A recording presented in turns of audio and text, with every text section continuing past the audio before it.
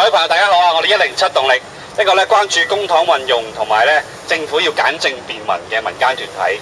由舊年啊特區政府咧煲呔曾咧擴大呢個問責制開始咧，我哋107動力咧就發起過好多次嘅行動，去表達咧我哋認為呢個問責高官人工過高嘅問題不滿。由舊年至今咧，輿論都好沸騰啊，認為呢個高官一個局長助理13萬副局長係20幾萬。咁特首30幾萬固然之多啦但係面對金融海嘯咧，當全球各個政府、各個嘅總統領導人咧都主動減薪嘅時候咧，我哋似乎我哋呢班問責高官咧就無動於衷。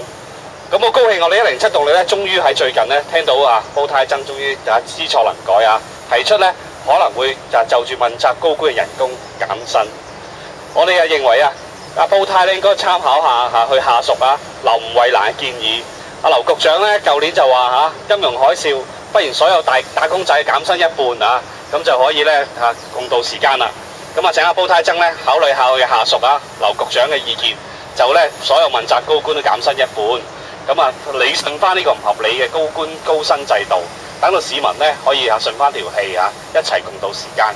同一時間公務員嘅人工咧喺過去1年咧亦都大幅增加咗。喺舊年我哋107動力咧都發起個行動。認為咧現時呢個薪酬調整嘅機制咧，其實係同市場脫節嘅。大部分嘅中小企咧都冇計算喺呢個薪酬調整裏邊，令到呢個人工係同市場咧脫咗鈎，所以出現舊年要大幅加薪嘅情況。咁今年雖然出現一個減薪嘅建議，但係其實同市場真正嘅減幅咧都好有距離。所以我哋認為咧，特區政府考慮一下全體公務員咧減薪1成。同咧新西蘭新加坡政府嘅做法睇齊，同咧我哋所有市民所有打工仔咧荷包都縮水嘅時候咧，一齊共度時艱。咁我哋今日嚟到政府總部咧，我哋立法會遊行上嚟咧，就會遞交呢個信件咧，就俾公務員事務局局長，就請佢咧接受下我哋嘅意見。亦都同時請埋煲呔曾同埋肥豬官僚一齊嚟到咁同我哋遞信希望咧我哋107動力嘅訴求，唔單止喺舊年開始一路去表達，亦都會繼續反映落去。希望我哋一個簡政便民嘅政府，一個與民共度時艱呢個制度咧係同市民